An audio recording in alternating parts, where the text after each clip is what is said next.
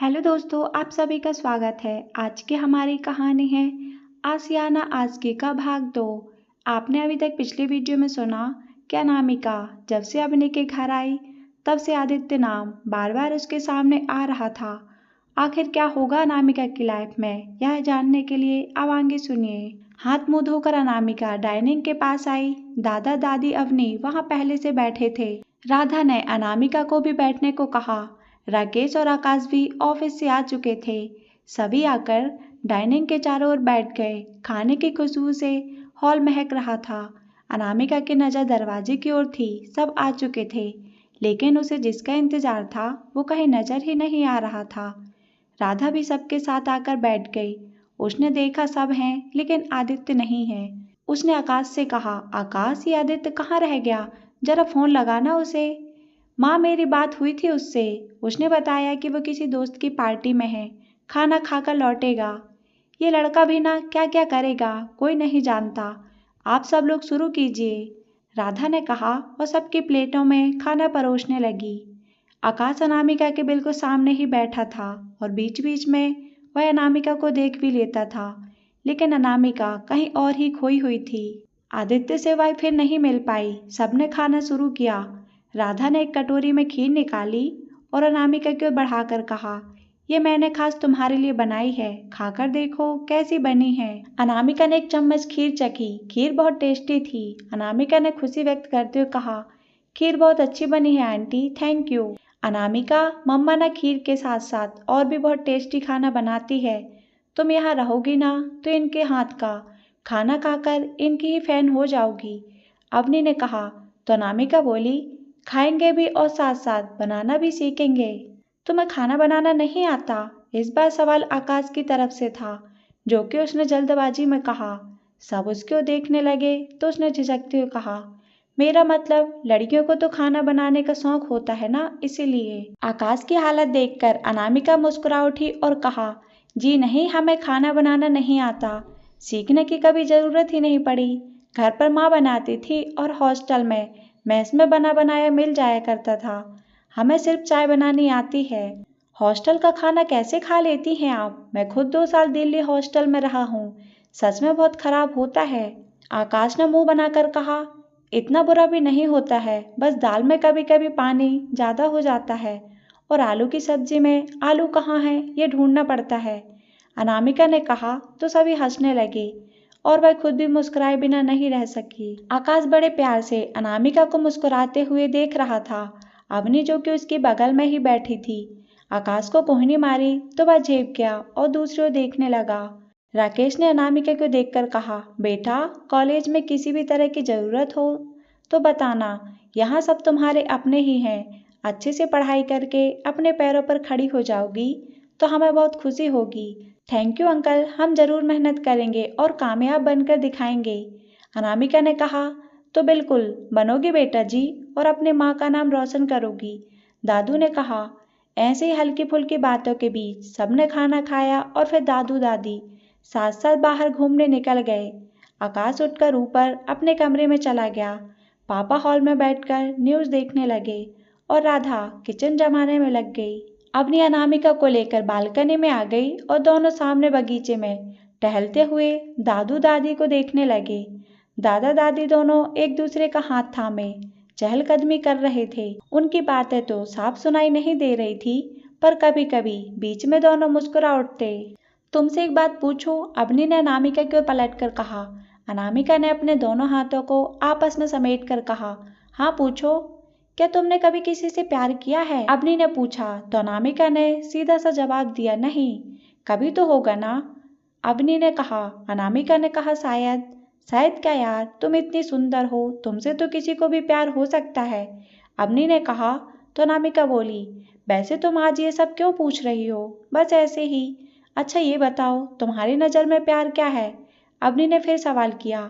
हाँ, प्यार सोचते हुए अनामिका ने इधर उधर देखा और उसकी नजरें सामने दादा दादी पर जा रुकी और उसने उंगली से इशारा करते हुए कहा, वो तुम्हारा मतलब दादा दादी? अवनी ने असमझ की स्थिति में कहा, हाँ, उम्र के आखिरी पड़ाव में वो दोनों साथ साथ हैं, खुश हैं, हमेशा एक दूसरे के साथ बने रहना, यही तो प्यार है।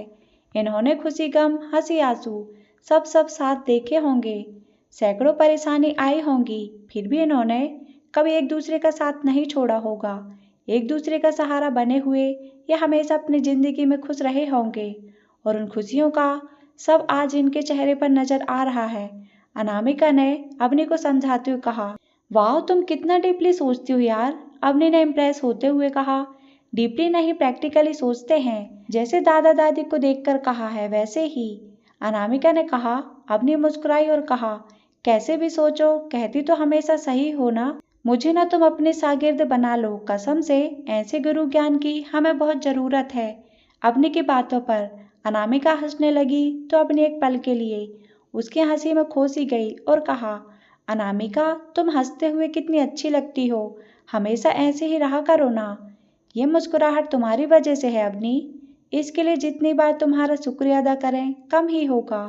अनामिका ने कहा। दोनों वहीं खड़ी बातें करने लगी। बीच बीच में अनामिका की नजरें मेन गेट की ओर चली जाती। ये तुम बार बार गेट की तरफ क्यों देख रही हो, कोई आने वाला है क्या? अनामिका को छेड़ते हुए कहा। कुछ भी बोलती हो तुम, बहुत ठंड है यहाँ, मैं अंदर जा रही हूँ। अनामिका ने नजरें बचाते हुए कहा, जैसे उसकी चोरी पकड़ी गई हो। दादा दादी को अंदर आ जाने का बोलकर अवनी भी अंदर चली आई।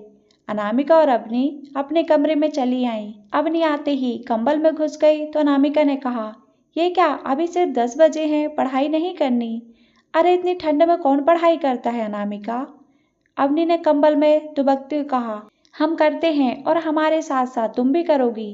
कहते हुए अनामिका ने एक झटके में कंबल को अवनी से दूर कर दिया। अवनी उठकर बैठ गई और कहा, क्या यार अनामिका, सोने दो ना, कल से करेंगे पढ़ाई। कल करे सो आज कर, वो बात नहीं सुनी। अब चुपचाप किताबें खोलो और चैप्टर्स पढ़ो। अनामिका ने उसके हाथ में किताब थमा दी और खुद उसके सामने अपनी किताब लेकर कुर्सी पर बैठकर पढ़ने लगी। कमरे की खिड़कियां, दरवाजे सब बंद थे और हीटर भी ऑन था, इसलिए ठंड का एहसास कम था। अवनी बेमन से किताब पढ़ने लगी। अनामिका अपनी किताब में मग्न थी, उसे ध्यान ही नहीं रहा कब उसके सामने बैठी अपनी किताब लिए ही सो चुकी है। घंटे भर बाद जब अनामिका का ध्यान अवनी पर गया तो उसने देखा अवनी सो चुकी है। उसने अपनी किताब साइड में रखी और उठकर अवनी के पास आई। उसने धीरे से उसके हाथों से किताब को निकाला और पास पड़ा तकिया उसके सिर के नीचे लगा दिया। अनामिका ने किताब को टेबल पर रखा और फिर कंबल उठाकर अवनी को ओढ़ा दिया।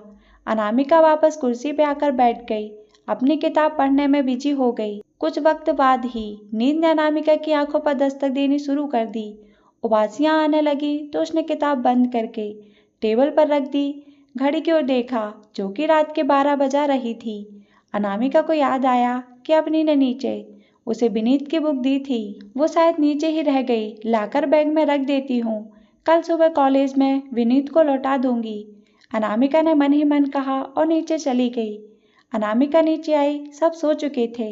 उसने धीरे से टेबल पर रखी किताब उठाई और लेकर जैसे ही जाने को हुई, उसे खिड़की के पास एक परछाई दिखी जो सहारा लेकर ऊपर चढ़ने की कोशिश कर रही थी। अनामिका ने गौर से देखने की कोशिश की, लेकिन उस ओर अंधेरा ज्यादा होने की वजह से देख नहीं पाई। हो सकता है वो कोई चोर हो, वरना ऐसे दीवार के सहारे ऊपर नहीं जाता।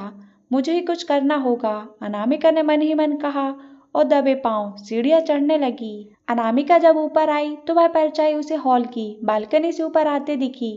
अगर हमने लाइट जलाई तो वह भाग जाएगा, अंधेरे में ही जाकर पकड़ते हैं उसे। अनामिका ने मन ही मन खुद से किसी जासूस की तरह कहा और धीरे धीरे कदम बढ़ाते हुए हॉल की ओर गई। हालांकि वह भूल चुकी थी कि हॉल आदित्य का था और घर वालों का वहां जाना बिल्कुल मना था। नीचे हॉल पर लगे बल्ब की हल्की रोशनी वहां तक आ रही थी। अनामिका बड़ी सफाई से धीरे धीरे कदम बढ़ाते हुए बालकनी की ओर आई। जैसे ही वो परछाई बालकनी की रौ पार करके अंदर हॉल में आई, अनामिका ने उसका सीधा हाथ मजबूती से अपने हाथ में पकड़ा और घुमाकर उसकी पीठ से लगाकर कहा, क्या चुराने आए हो यहाँ? खुद को बहुत सातिर चोर समझते हो? हाँ, लेकिन मेरी नजरों से बचना इतना आसान नहीं है। चोर? What the hell? अनामिका के चंगुल में फंसे उस लड़के ने कहा, क्या बात है, इंदौर के चोर इतने पढ़े लिखे हैं? भाई वाह, अंग्रेजी में बात कर रहे हैं। अनामिका ने ताना मारते हुए कहा, लड़के ने अपना हाथ छुड़ाने की कोशिश की, लेकिन अनामिका ने इतना कसकर पकड़ रखा था, ऊपर से मोड़कर पीठ से लगाया हुआ था। बेचारा चाहता तो भी कुछ नहीं कर पाता। तुम कौन हो और ये क्या बकवास कर रही हो? लड़के ने गुस्से में कहा। हमारी छोड़ो, तुम बताओ, तुम यहाँ क्या चुराने आए हो? अनामिका ने भी अकड़ कर कहा। अबे मैं कोई चोर नहीं हूँ और मेरा घर है, मैंने चाहे जैसे आऊँ, तुम होती कौन हो? लड़के ने झटके से अपना हाथ छुड़ाया और अनामिका की ओर पलटकर कहा। लैंप की मध्यम रोशनी में वह कुछ कुछ दिखाई दे रहा था, लेकिन अनामिका ने ध्यान नहीं दिया और 2 कदम उसकी ओर बढ़ाकर कहा, वाह वाह, क्या मस्त एक्टिंग करते हो। तुम्हारा घर एक देंगे न रख के सारा सच उगल दोगे। रुको, अभी हम सबको आवाज लगाते हैं।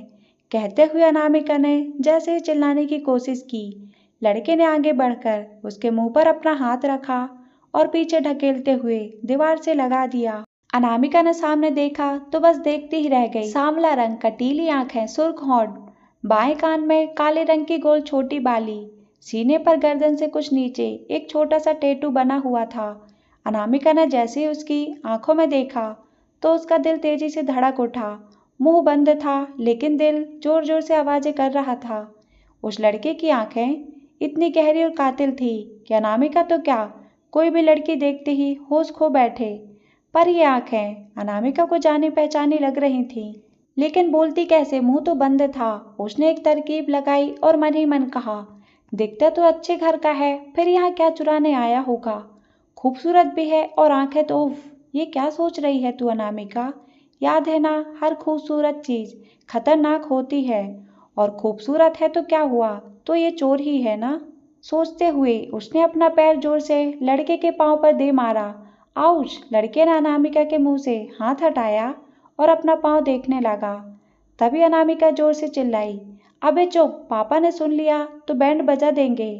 लड़के ने एक बार फिर अनामिका का मुंह बंद करते हुए कहा। तब तक अवनी उठकर आ चुकी थी, हालांकि अनामिका की आवाज नीचे नहीं गई थी। अवनी ने जब देखा तो उनके पास आई और लड़के को अनामिका से दूर करके कहा, ये क्या कर रहे हो भाई, ये मेरी दोस्त है अनामिका। अनामिका ने अवनी के मुंह से लड़के के लिए भाई शब्द सुना तो अवाक रह गई।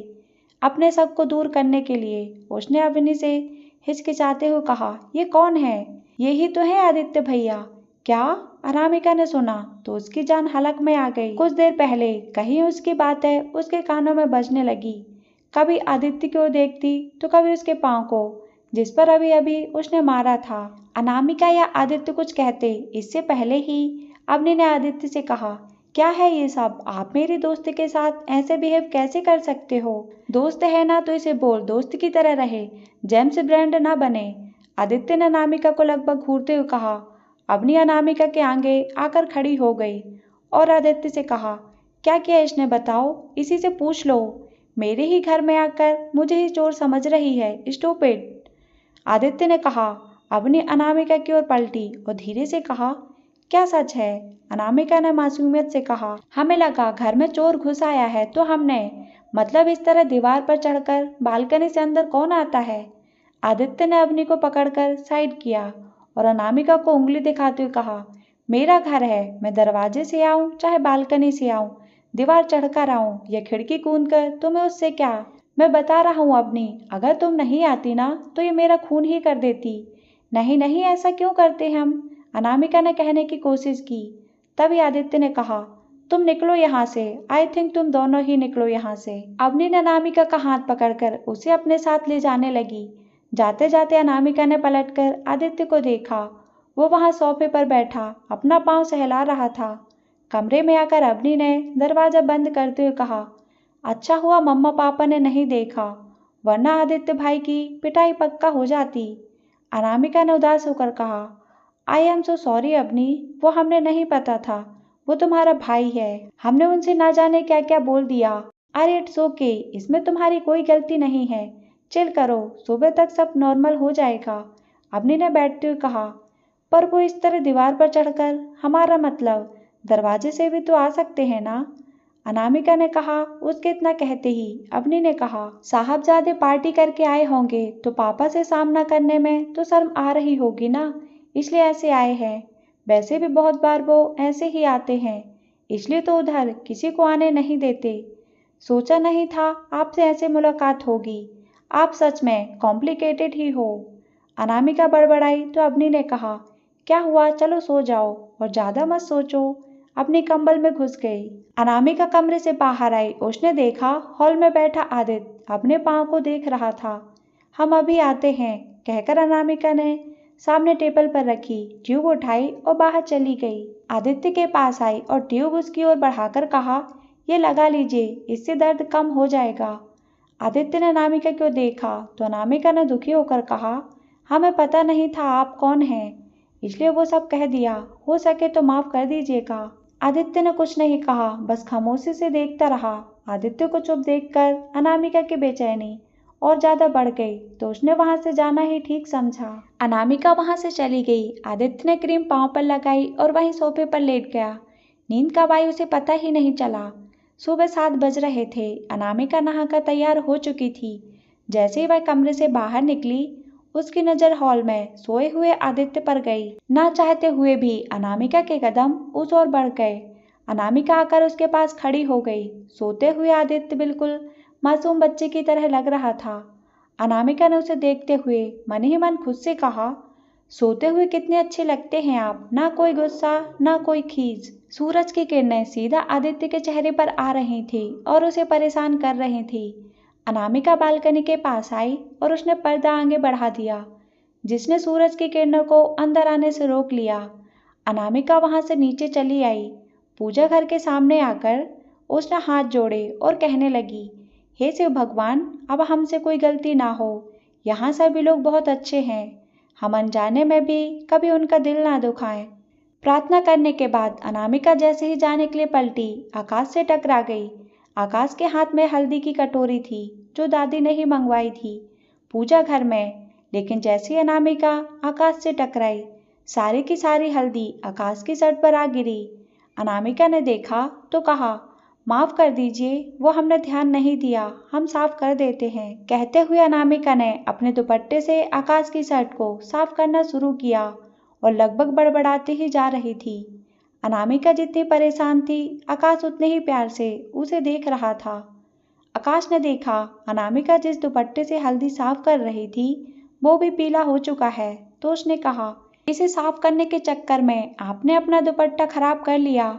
अनामिका ने देखा तो अपना सर पीट लिया और मन ही मन कहा, ये क्या किया, अपना फेवरेट दुपट्टा खराब कर लिया। अभी वह खुद को कोस ही रही थी कि तभी दादी वहां आई और आकाश की हालत देखकर कहा, अरे आकाश, ये क्या सारी हल्दी अपने ऊपर गिरा ली। जी दादी, वो हमारी वजह से गिर गई, आई एम सॉरी। अनामिका ने उदास होकर कहा, अरे बेटा उदास मत हो, ये तो अच्छा शगुन है। हल्दी का गिरना मतलब घर में कुछ अच्छा काम होने वाला है। क्या पता आकाश की शादी हो जाए। दादी ने हंसते हुए कहा, क्या दादी आप भी। आकाश ने शर्माते हुए कहा, सही कह रही हैं दादी, शादी की उम्र तो हो चुकी है तुम्हारी। दूर से राधा ने आते हुए कहा, मैं शर्ट चेंज करके आता हूँ। कहते हुए आकाश वहां से चला गया। देखा अनामिका, शादी के नाम से कैसे भाग गए लाल साहब। राधा ने मुस्कुराते हुए कहा, जब सही वक्त आएगा तब वो खुद हाँ करेंगे आंटी, और देखना उन्हें बहुत अच्छी लड़की मिलेगी। कहते हुए अनामिका ने जैसे ही ऊपर वाले फ्लोर की ओर देखा, सामने आदित्य खड़ा अंगड़ाई ले रहा था, जिसे देखकर अनामिका ने मन ही मन कहा, बाकी इन्हें कोई लड़की शादी के लिए हाँ कहेगी कि नहीं इसका कुछ पता नहीं। सच लिखा है इन्होंने अपने नाम के आगे कॉम्प्लिकेटेड।